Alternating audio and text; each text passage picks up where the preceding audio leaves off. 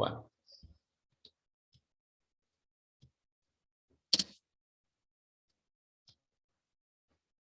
Este temita puede ser un poquito engorroso,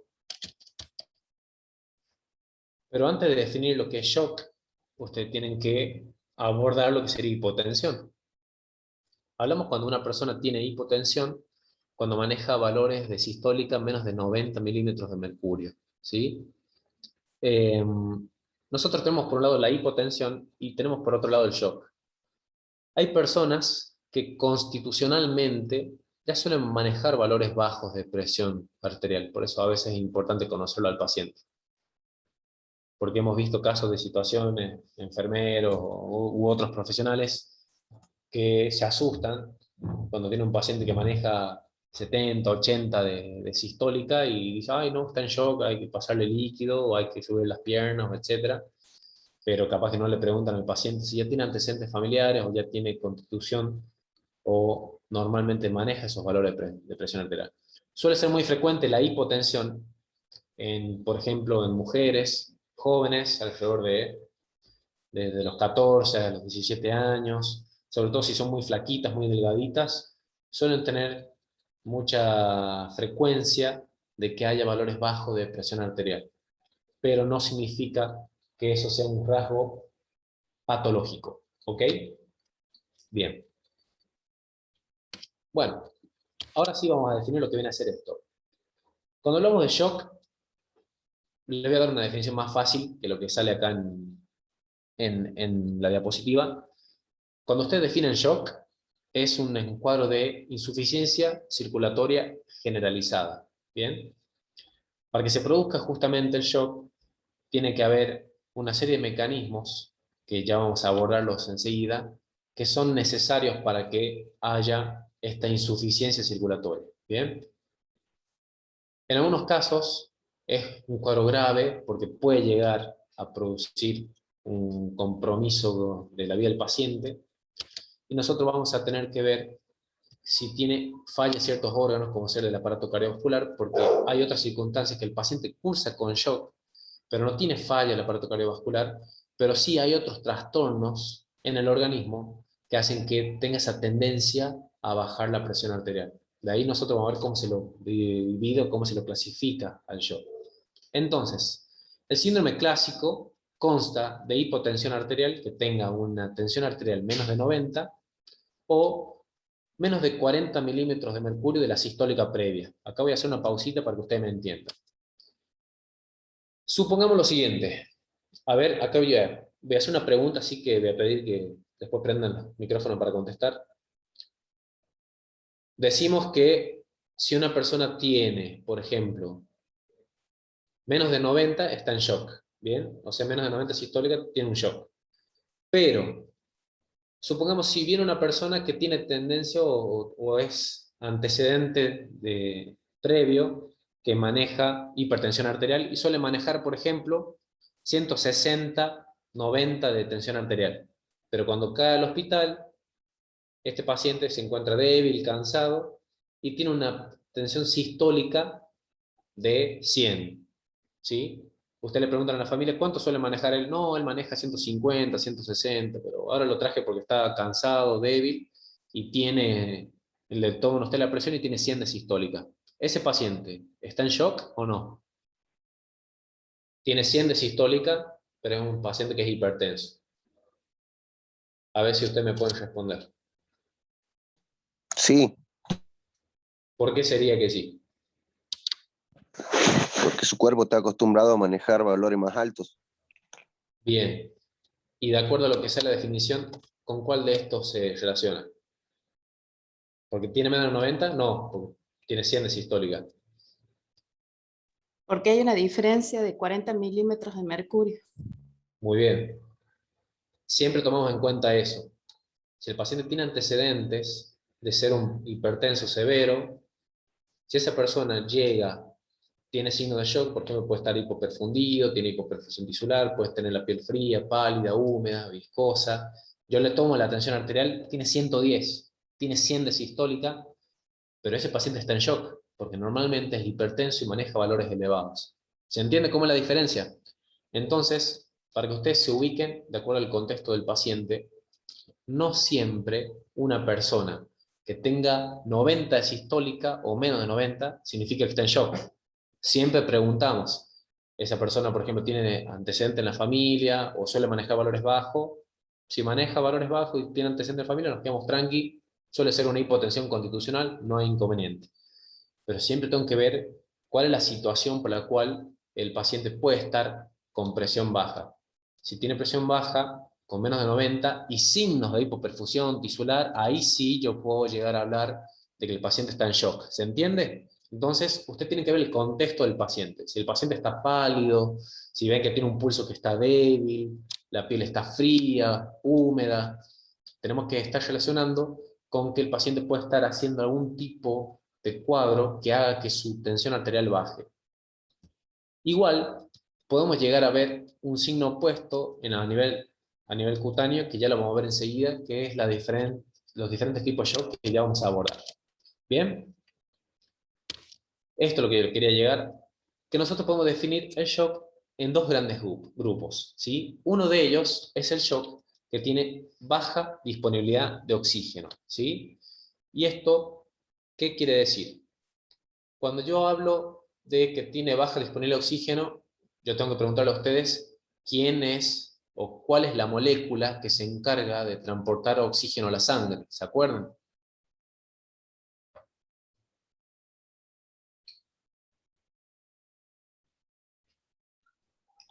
¿Cuál es la molécula que se encarga? La hemoglobina. La hemoglobina. Muy bien.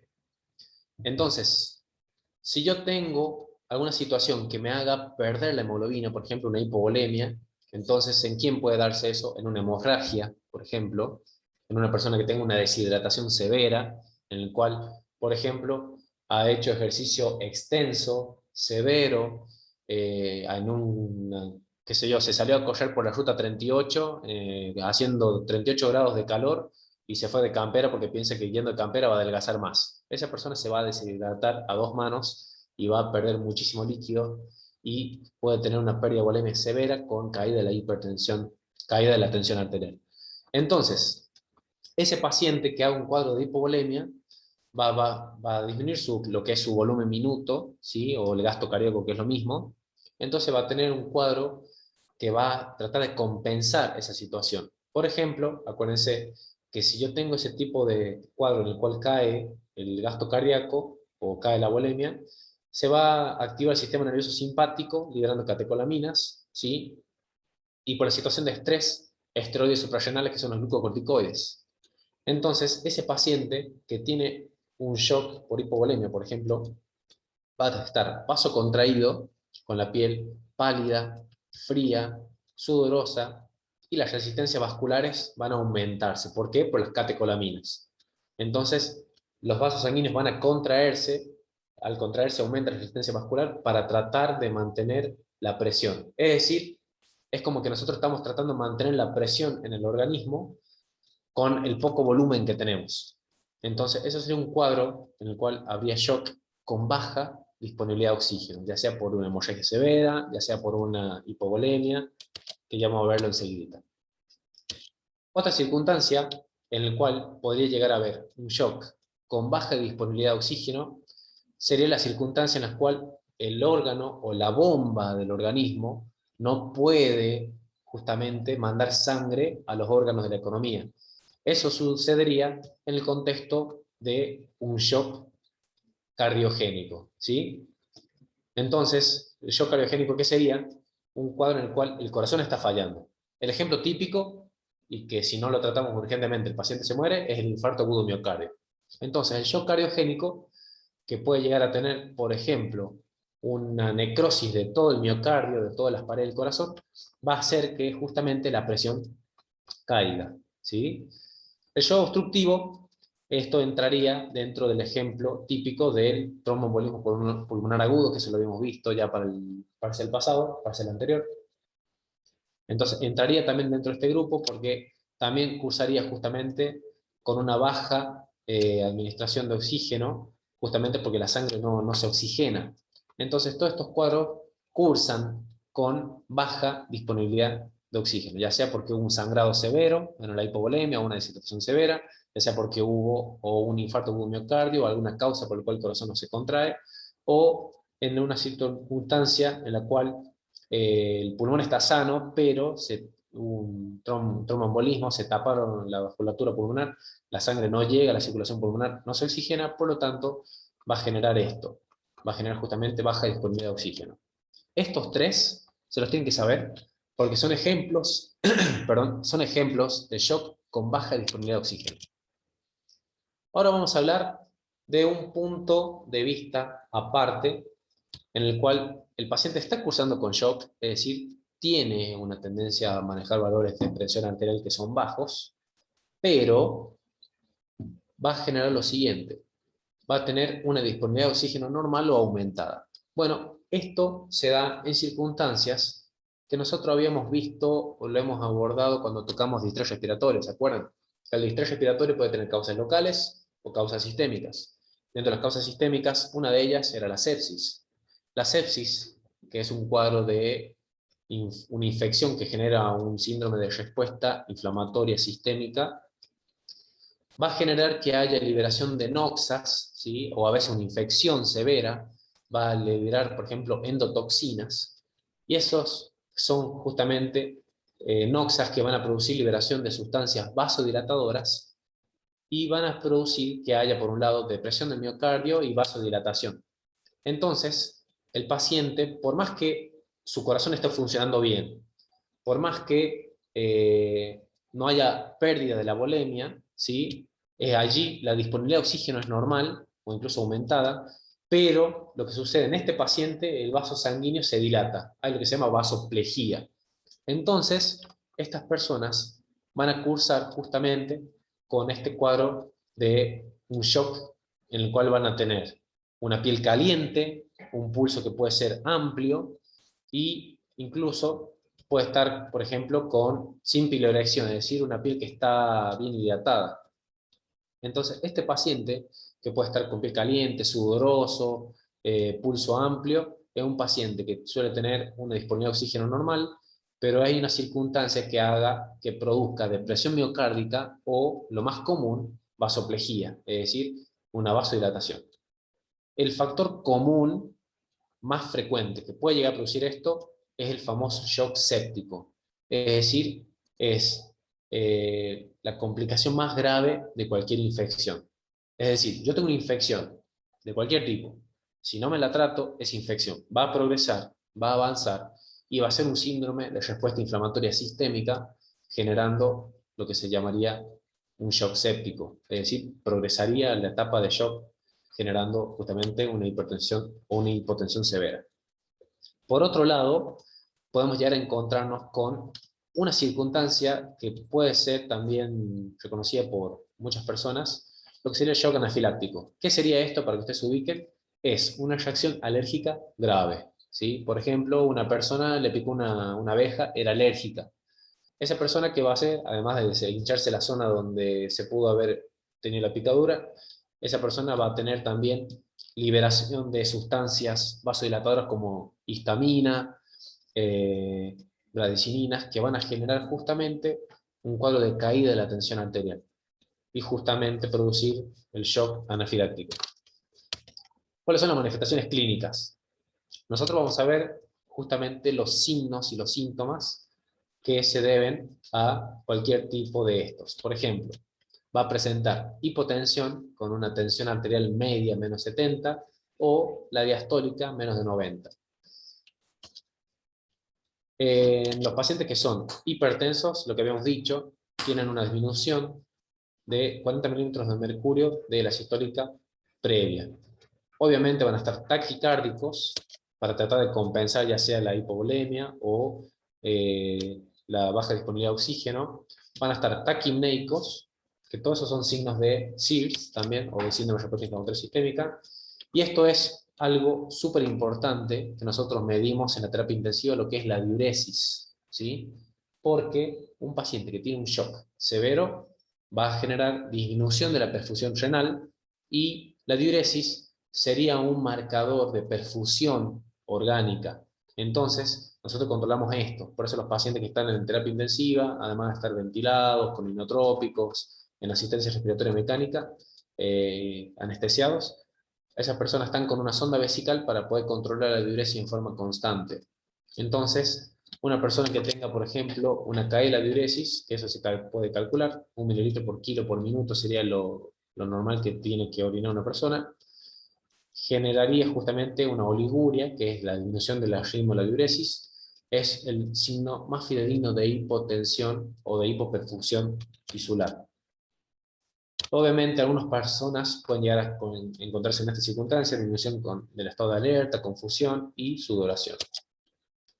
Y esto es súper importante, no me avivé, no le puse una imagen acá, pero se pueden llegar a ver un entramado o como un aspecto reticular en lo que viene a ser la piel del paciente, que es lo que se conoce como livideces. Bueno, esto vamos a tratar de abordar un poquito más rápido para no ser tan tedioso. Lo que viene a ser la evolución clínica de los pacientes. Se puede encontrar diferentes estadios de acuerdo a cuál es el momento en el cual nosotros abordamos la atención del paciente. Puede ser que esté en un estadio 1 de pre-shock. Aquí el paciente va a estar con los mecanismos de reacción simpática, va a estar taquicárdico, va a estar justamente con vasoconstricción periférica. Y generalmente acá el paciente llega al hospital y generalmente no se siente mal. Pero nosotros vemos que está, por ejemplo, taquicárdico y está con una tensión arterial que suele ser normal o incluso más baja de lo que puede manejar el paciente. Pero usted le preguntan a él y dentro de todo se siente bien, puede estar asintomático. Por eso siempre nosotros observamos. Un paciente, por ejemplo, puede venir con una neumonía, una infección urinaria grave, llega y usted lo controla y está súper taquicárdico, pero no se siente mal. Entonces nosotros decimos, ese paciente está séptico. ¿Por qué? Porque está con signos de sepsis, ¿sí? O signos de SIRS, de respuesta inflamatoria sistémica, como taquicardia, taquipnea, pero no se siente mal. Y ese paciente es un paciente que necesita atención y en algunos casos antibióticos inmediatos si es una causa infecciosa. Una vez nos pasó, por ejemplo, que hay una paciente que había hecho un embarazo ectópico en el hospital, había caído, la traían del interior por un cuadro de hipotensión, la paciente estaba súper taquicárdica, pero vos le preguntabas y ella se sentía bien, no tenía ningún problema, pero se le había hecho una ecografía, tenía líquido libre en el abdomen y aparentemente había hecho un embarazo ectópico, que es un embarazo que se ubica fuera del lugar que normalmente debería sentarse justamente el óvulo fecundado, y era una paciente que si bien ella no refería síntomas, sí estaba taquicárdica, estaba taquipnéica y estaba hipotensa. Es una paciente que estaba en shock, ¿sí? Era un shock hipovolémico, era justamente por pérdida de sangre. El estadio 2, o ya de shock, aquí ya los mecanismos compensadores, la taquicardia, los inotrópicos endógenos, adrenalina, noradrenalina, no llegan a compensar lo suficiente, entonces aquí la presión arterial ya cae. Era la etapa que tenía esa paciente, por ejemplo. Y ya empieza a haber hipoperfusión de órganos. Entonces aquí, por ejemplo, ahí puede tener mayor taquicardia y si el paciente se para, aparece lo que se llama ortotatismo, en el cual el paciente se para y la presión cae, ¿sí? Ya el estadio 3 es el estadio de fallo multiorgánico. Aquí se evidencia ya que los mecanismos compensadores han fallado, la tensión arterial disminuye aún más y obviamente ya aparecen signos de falla multiorgánica. Por ejemplo, ¿cómo nos vamos a dar cuenta de que el paciente tiene falla multiorgánica? Porque, por ejemplo, podemos llegar a ver que empieza a tener en los valores de análisis de sangre valores de urea y creatinina elevados. Eso ya me indica que el paciente, además del shock del cuadro de hipotensión, tiene urea y creatinina elevados, eso indicaría que ya tiene falla renal. Puede tener transaminasas altas, es decir, GOT, GPT, que son enzimas hepáticas, también puede estar un poquito elevadas, eso indicaría falla de otro órgano importante. ¿Qué es lo que hay que hacer con estos pacientes? Monitoreo, es decir, son pacientes que tienen que ingresar a una unidad de cuidados intensivos para que controle los signos vitales mediante el monitoreo constante. Es decir, los monitoreos hoy en día te controlan la tensión arterial, la frecuencia cardíaca, la respiratoria, y algunos de ellos te controlan la temperatura.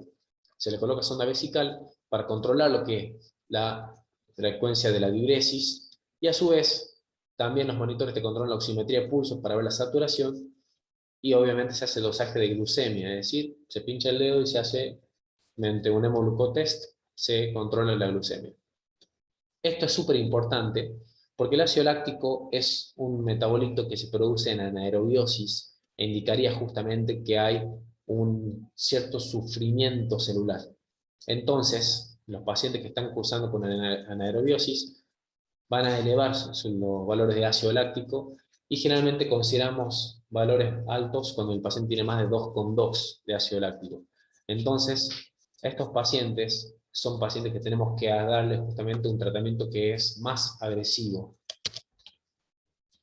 A veces algunos de ellos se puede utilizar esto, lo que es la capnografía, pero no suele ser súper fundamental o necesario o estrictamente útil a la hora de controlar un paciente que esté justamente con shock de cualquiera de los tipos que estamos viendo. Bueno, esto es súper importante. Lo que es la colocación de un catéter venoso, ¿se acuerdan que nosotros hemos hablado del neumotórax? ¿Sí? ¿Se acuerdan que el neumotórax se puede llegar a producir en forma iatrogénica, a veces por la colocación de un catéter venoso central? Entonces, al paciente que está cursando con un shock, de cualquiera de estos tipos que vamos a ver, no suele ser suficiente hidratarlo con una vía periférica. Entonces a ese paciente hay que hacer la colocación de un catéter venoso central porque muchos de ellos requieren un monitoreo continuo, requieren a su vez administrar grandes volúmenes de líquido y algunos de ellos administrar inotrópicos. Y no se puede administrar inotrópicos, o por lo menos no corresponde administrarlo por una vía periférica, sino que sí o sí hay que hacerlo por una vía central. Y a su vez, la medición de la presión venosa central se puede llegar a utilizar para orientarnos a cuál puede ser la causa del shock. Bueno, indicaciones para poder colocar una vía central, por ejemplo, paciente con insuficiencia cardíaca, ¿sí? Insuficiencias renales que excluye flujo urinario como índice de perfusión de órgano, ¿sí? Imposibilidad de poder colocar una buena vía periférica, un paciente que haya que hacer múltiples o rápidas transfusiones, pacientes que hagan hipotensión severa, y ayuda al diagnóstico de taponamiento pericárdico. Y obviamente aquí no está, o no sé si lo puse, no está descrito que es útil y súper importante para lo que viene a ser soporte inotrópico. Y esto es pan diario de la terapia intensiva. Si todo paciente que ingresa con un cuadro severo, nosotros tenemos que realizar una vía central, ¿sí? Tenemos diferentes tipos de abordajes, ¿sí? Que pueden ser el yugular medio, yugular anterior, yugular posterior, el del confluente yugulo-subclavio y vía subclavia también. Entonces, esto puede ser alguno de los abordajes. Muchas veces el paciente que hay que hacer una vía central, estas vías, estos accesos mejor dicho, nos permitiría colocar el catéter venoso central y ese catéter llegaría hasta lo que viene a ser la vena cava superior y nos permitiría medir lo que habíamos hablado recién, que es la presión venosa central. No les puse ahora en imagen, pero igual no es que le vamos a preguntar cómo se mide la PVC a ustedes, porque no es algo que les compete en su carrera. Con respecto a esto, de lo que vienen a ser los abordajes, lo que ustedes sí tienen que saber es que esto es un procedimiento invasivo. Muchos de ustedes que estén trabajando en una terapia intensiva el día de mañana y que estén al lado del respirador, porque ustedes van a manejar el respi, ¿sí? Manejan más el respi ustedes que nosotros. Entonces, usted tiene que estar atentos al médico, ¿sí? Si está por hacer un abordaje de una vía central, porque generalmente cuando nosotros hacemos los abordajes, a mí me encanta hacer posterior, ¿sí? Y si encuentro de una la vía central o el acceso por este lado, directamente ya no hace falta intentar ningún otro. Pero muchas veces, si uno hace, por ejemplo, un abordaje subclavio, ¿sí? Uno tiene que tratar de bajar la PIB, ¿sí? Tratar de bajar la PIB, tratar de bajar el VT, el volumen corriente o volumen tidal, porque obviamente un tórax muy hiperinsuflado, tengo mucho riesgo de, obviamente, hacer un neumotórax.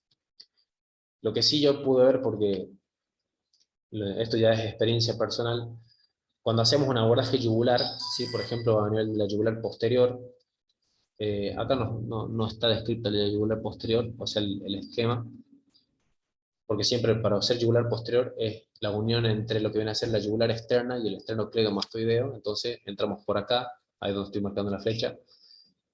Cuando estamos haciendo algún abordaje yugular, ya sea anterior, medio o posterior, a veces los valores de PIB alta ayudan bastante, porque Si yo le aumento la PIP, recuerden, vamos a repasar lo que hablamos en hipertensión. Si yo aumento la PIP, aumento la presión positiva dentro de la caja torácica.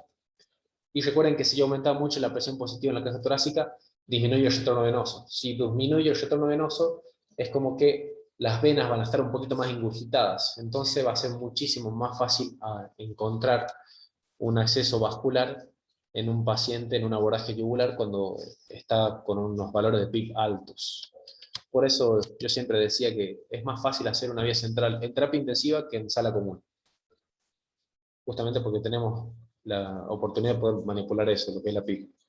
Bueno, siempre, pero siempre, se solicita, sobre todo si se hace un abordaje yugular o subclavio de un acceso venoso central, siempre se va a solicitar una radiografía de tórax de control. La radiografía de tórax permitiría justamente controlar si es que la vía central está bien ubicada. Bueno, este paciente tiene, la placa está un poquito lateralizada y tiene un mediastino ensanchado, y vean cómo, que es una vía que seguramente es yugular posterior, vean cómo se ve el catéter, cómo desciende a través de la vena cava, ¿sí? Usualmente no es que se lo va a ver acá, aquí la placa está un poquito rotada, el mediastino del paciente es ancho, así que lo que siempre se trata de observar es el recorrido de la vía, ¿sí? Que esté presente, y obviamente siempre se solicita la radiografía de control para ver que no haya habido ninguna iatrogenia como un neumotórax, ¿sí? Entonces siempre buscamos que tenga toda la trama pulmonar presente y que no se vea la línea del neumotórax. ¿Bien? Bueno, catéter arterial, eso en algunos casos se coloca, a veces los anestesistas utilizan mucho lo que es el catéter arterial invasivo, se utiliza para medir la PAM o la presión arterial media. Catéter de arteria pulmonar de Swan-Ganz antes se utilizaba mucho, que es la presión de oclusión de la arteria pulmonar. ¿Se acuerdan cuando hablamos de distrés respiratorio? Ayuda mucho el catéter Swan-Ganz a diferenciar si estamos ante un distrés respiratorio o un edema agudo pulmón. Y a su vez permitiría obtener lo que viene a ser esto, la concentración arterial y venosa mixta de oxígeno.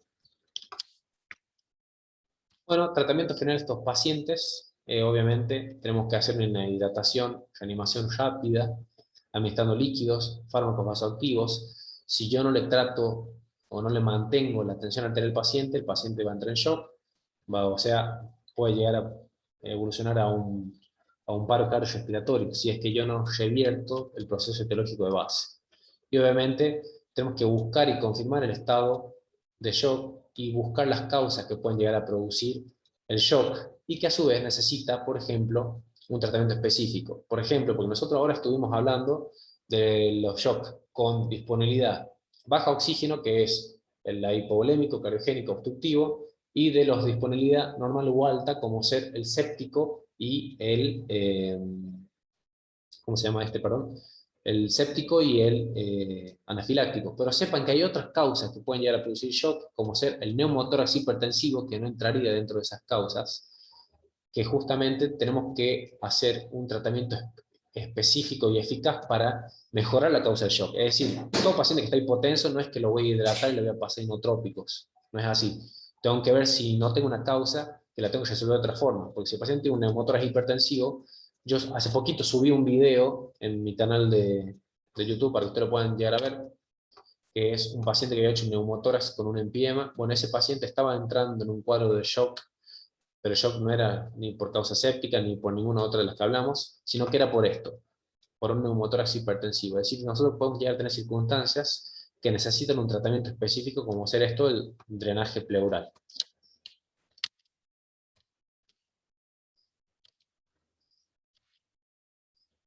Bueno, como venimos diciendo, se administra líquidos a todo paciente, ¿sí? Obviamente vamos controlando los signos vitales, la diuresis, la PVC.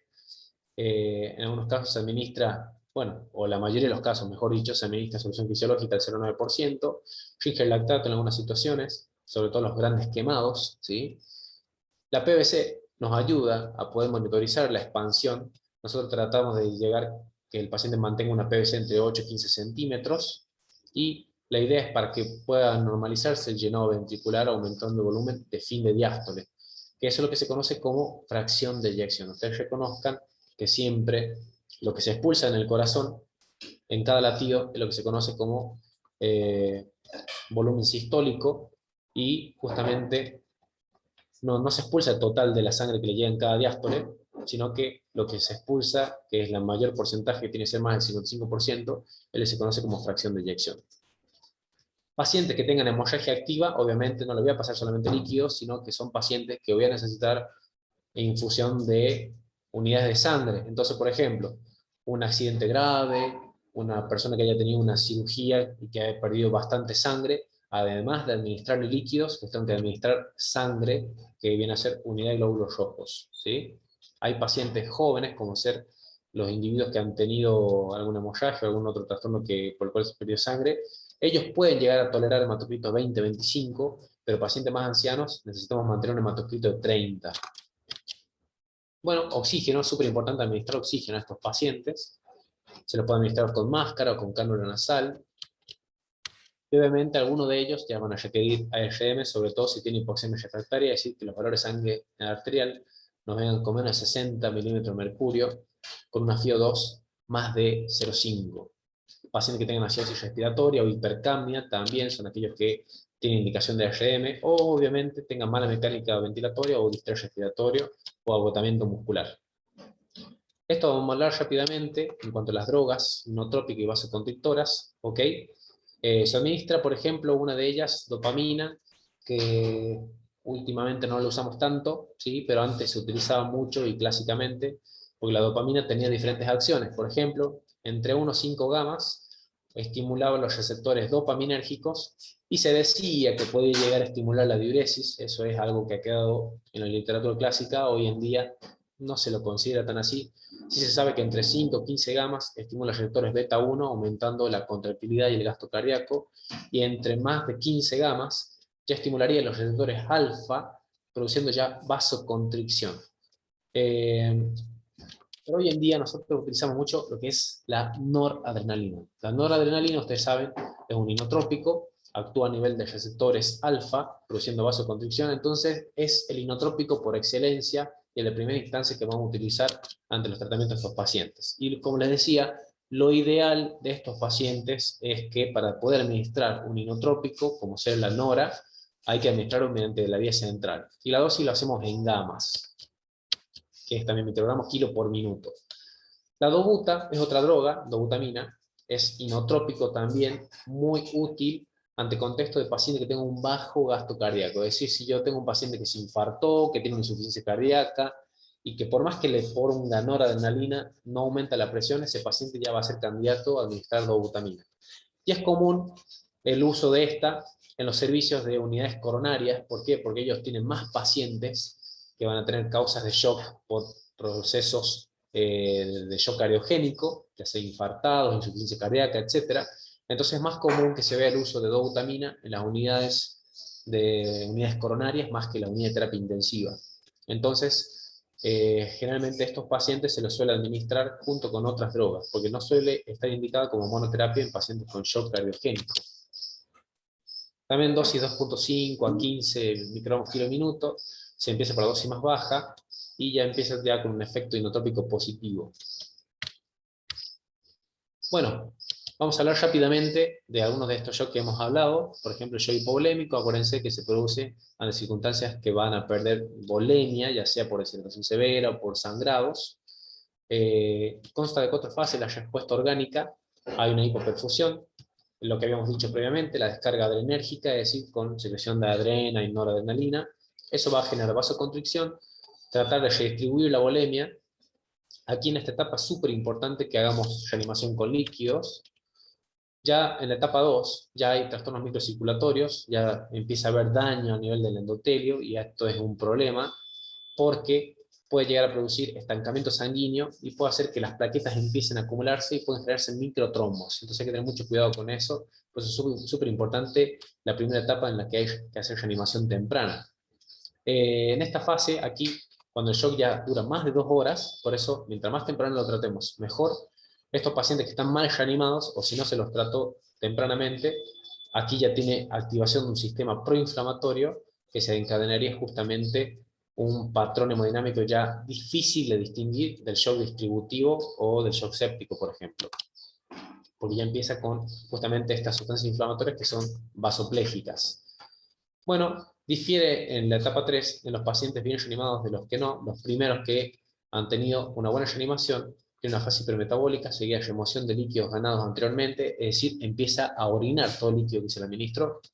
Y en la fase 3, ya este paciente, si no se lo reanimó adecuadamente, el paciente obviamente ya va a tener daño celular, entonces va a tener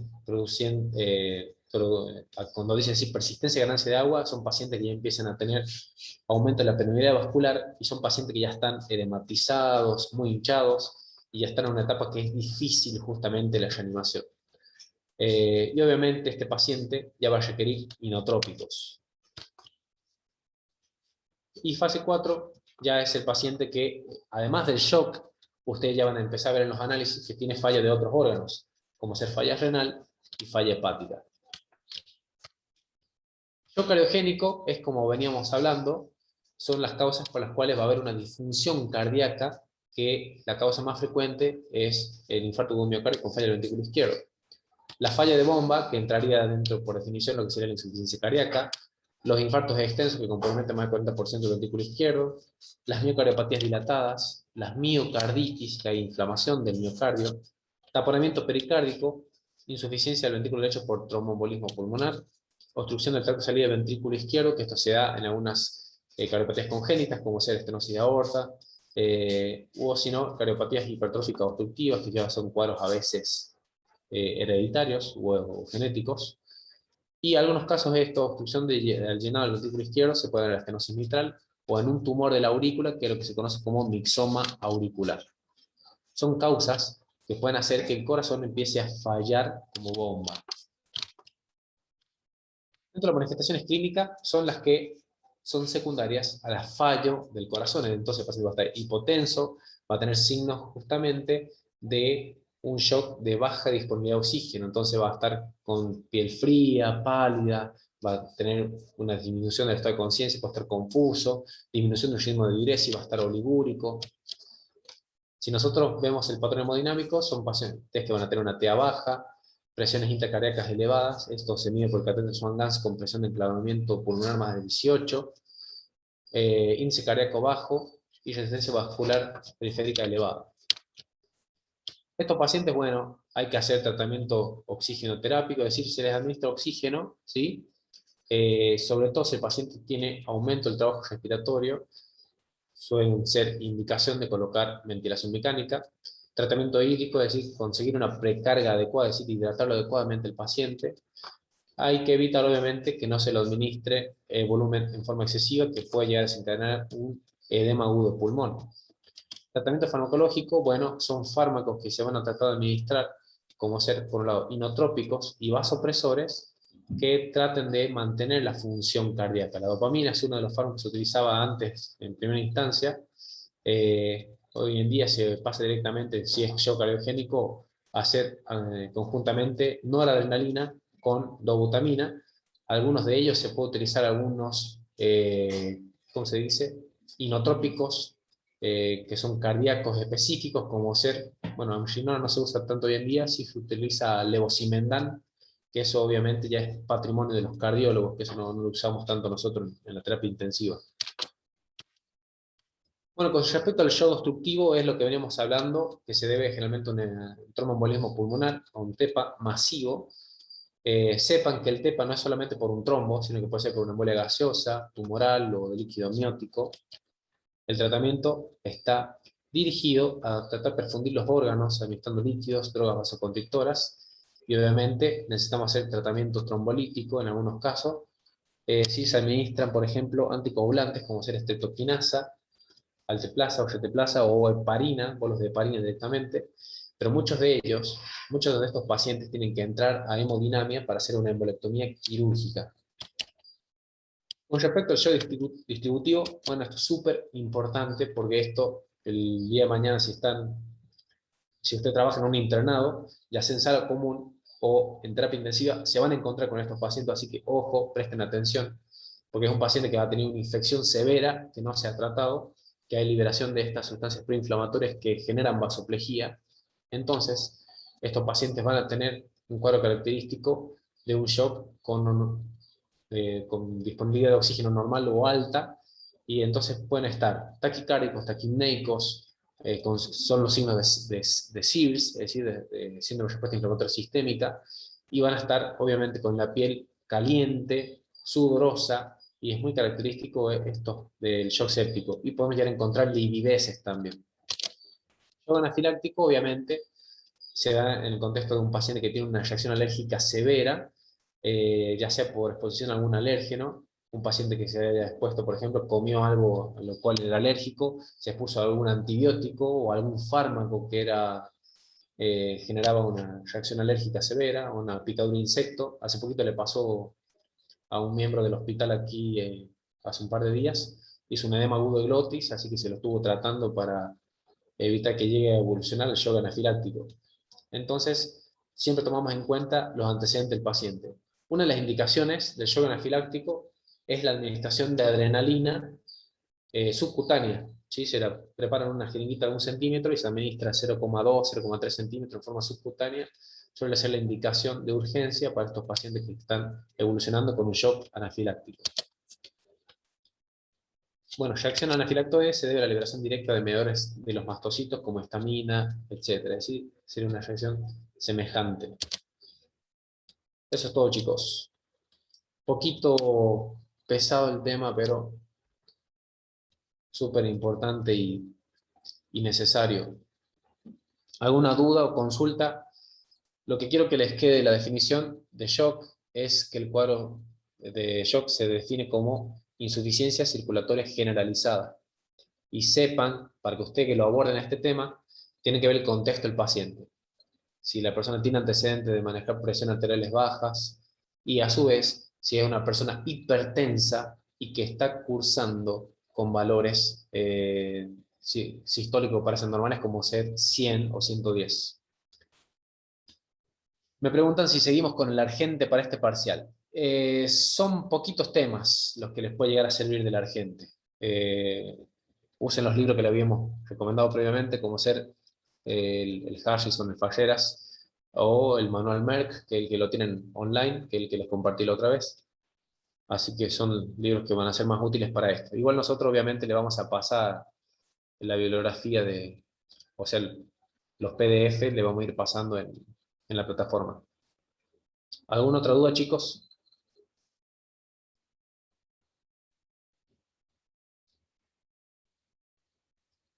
Bueno, espero que les haya sido muy útil y ya saben, si tienen alguna duda o consulta, no dejen de preguntar.